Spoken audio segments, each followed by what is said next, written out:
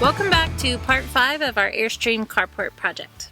If you're just joining us, this is a prefabricated metal building from Miracle Truss that we are putting up to cover our renovated vintage Airstream while we build our house. And I'm going to just call it the airport. The airport it is. Yep. So if you want to catch up on the previous steps, go to this playlist. Basically what we've done is we planned and designed this thing, we poured a concrete pad, we put up the metal trusses, and now we're ready for the next step. The roof. But first, disclaimering, we're going to do it really fast. Oh, really fast. Number 1, this is a DIY project. We're not professionals. Number 2, there's probably safer ways to do this, but again, we're not experts, so be careful. Number 3, we are working with Miracle Truss to create some marketing materials for them to use. They're not sponsoring this project, but we do have an affiliate relationship with them. So if you end up getting your own Miracle Truss building and tell them we sent you, we'll get a small commission. Cool? Cool. All right, it's time to put the metal roof on.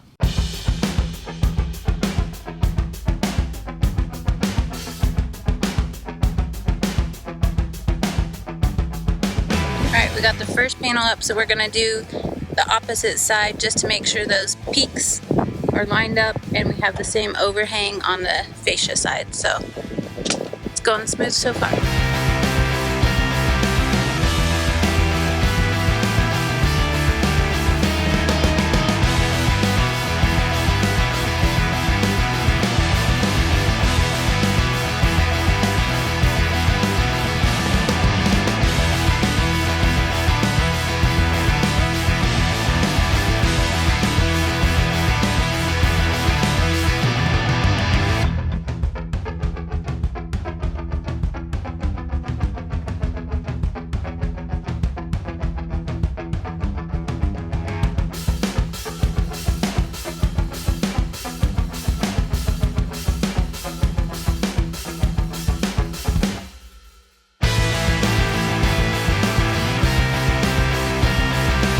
Hey, 4 pieces, only 20 pieces to go.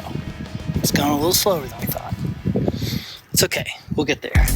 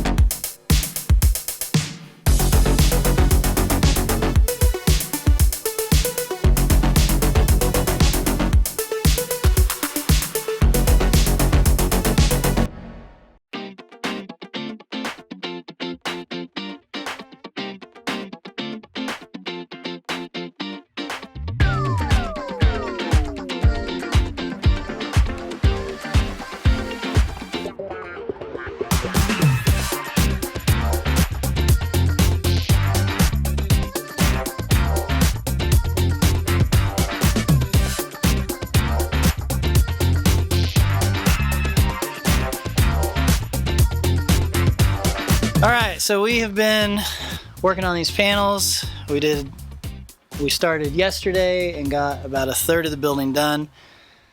Just when we got the hang of it, we reached the middle bay where we've got all this X wind bracing that is just all sorts of in the way. It's in the way for the scissor lift to be able to come out. It's in the way for it to go up because it sits further down. So things are definitely going a little slower, though I think we're starting to figure out some ways to work around it. Let's pause for a minute and kind of explain this whole cross bracing situation. It was kind of a pain. So let's go back to the beginning of the scissor lift and what it can do. We wanted to get an off-road scissor lift so that we could just be anywhere on the ground, go up wherever we wanted to. They didn't have those, of course, because yay, supply chain. So that means that it had to live on the concrete pad all the time. Yeah. There was no other options. Which was fine until we got to that middle bay where our cross bracing was, and the only way that we could get that scissor lift up and out to the edge was to go in the middle of the cross bracing, up, and then turn slightly. Made it very difficult to reach several areas. Yeah, thankfully it did have an area that extended out so we could at least be sort of outside of the pad and high up, and that did help a lot even with the gutters, which we'll get into next time. But also we had problems getting some of the roof panels on too, because we could only get so far in that cross bracing, and the panels on each edge of that bay, we had to, it was weird. Like I had to get up on the roof, and then you had to come up with one of the kids and like put it up sideways through the purlins and hand it to me, and then I had to put it down. Also, it was a windy day. Made it very difficult. It was tricky for sure. Once we get past that, then that last bay should go really quick.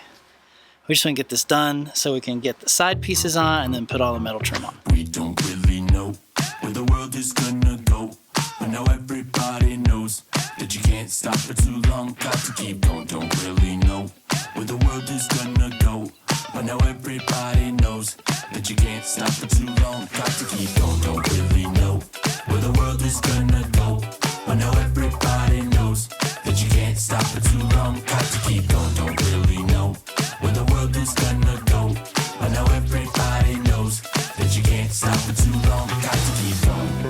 What you want to be going, you see, you can have everything you want.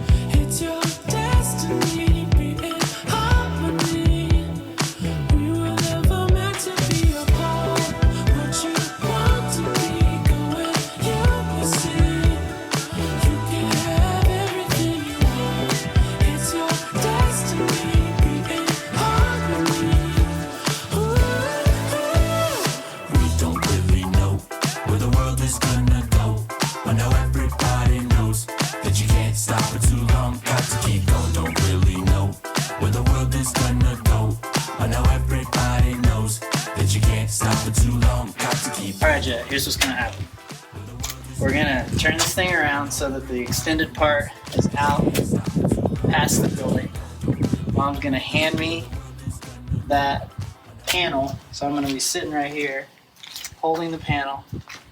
We're gonna go up, and then I'm gonna take it and lift it up and come back your way, so it'll be long ways, and then you have to grab it because the wind sometimes is gusting this way, and we want to make sure, because if it gusts, I can't stop it from the very end. Like, you're gonna have to hold it in the middle. So I'm gonna give it to you, and then we're gonna scoot it back until I can get around it, and then we'll set it on the ridge, and then we'll do our measurements and get it going. Does that make sense? Yes. You think you can do that? Yes. Okay. What are you doing? So we've been making all our marks up in place, but these along the bottom are kind of critical when we get it into place because of the wind. I'm going to go ahead and mark my a little less than 3 inches all the way down so that as soon as we get it in place, we can just start screwing things in, and we don't have to go back and forth and measure and then get the drill and all that stuff. Smart.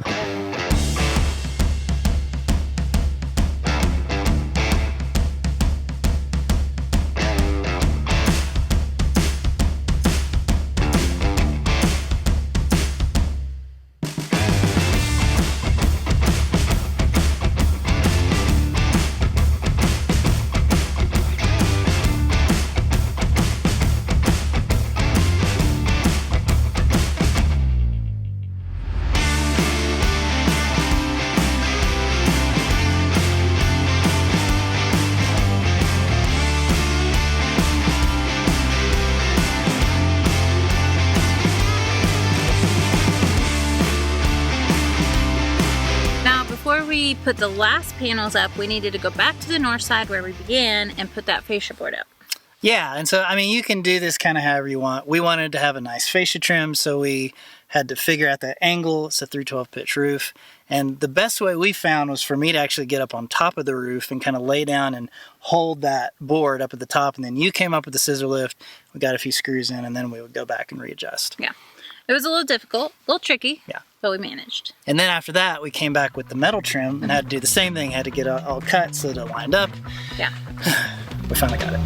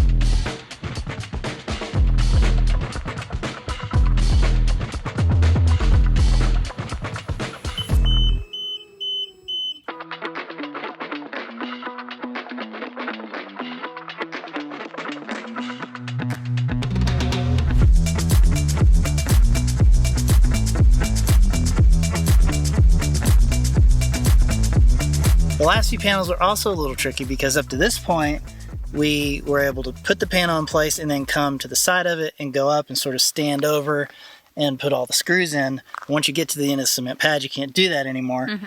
So I had to get up back on the roof again, and you guys had to come hand it to me, and I had to screw most of it in from the top. Which actually is a normal way to do it. We were just trying to keep him off the roof as much as possible. Once those final panels were on, we could do the fascia and the side trim on the other side, and then we got to focus on the Ridgecap. Step into the weekend. I'm stuck inside the sequence. It's like keeping it a secret. It's all I do. Yeah, yeah. It's okay. It's alright. That's what I tell myself. I tell myself it's okay. It's alright.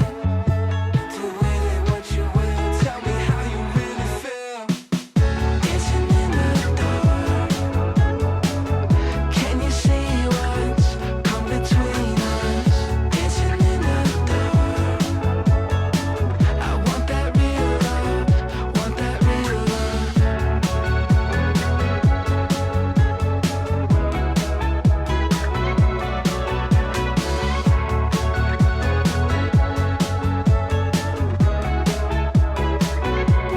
Pinch me if I'm dreaming.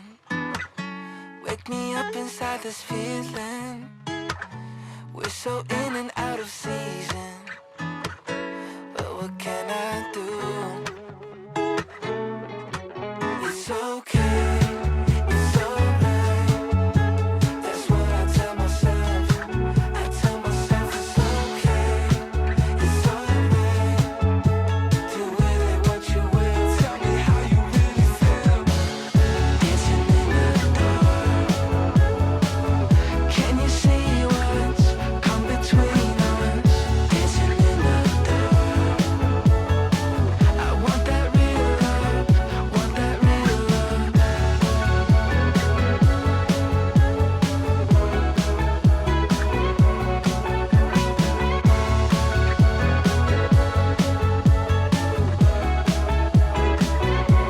Step into the weekend. I'm stuck inside the sequence.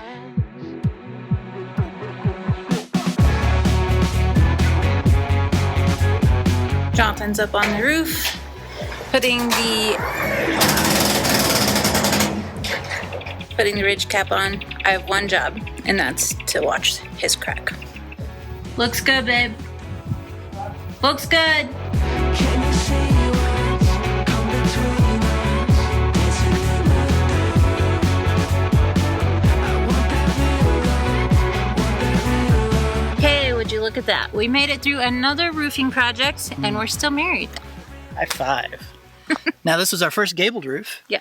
And there's some things I liked about it. I Yeah. like that there were smaller pieces, much easier to manage. Up to this point, all of our panels have been like 19 and 22 feet long. So a 10-foot was way more manageable. Definitely. And they're a lot more adjustable, like as you're putting each of those in, because it's such a short distance, there's a lot more wiggle room as opposed to a 20-foot sheet where it's like over that distance, even if you're off just a little bit, by the time you get to the end of it, you're off a bunch. So that was nice. We like that. We also like how the Ridgecap looked. Oh, that like really adds a finishing touch to it. I like it. Yeah. Now, did we follow all of Miracle Truss's recommendations for this roofing? Not really. Because Why not? Well, we just like to do what we want. It's our building. Yeah.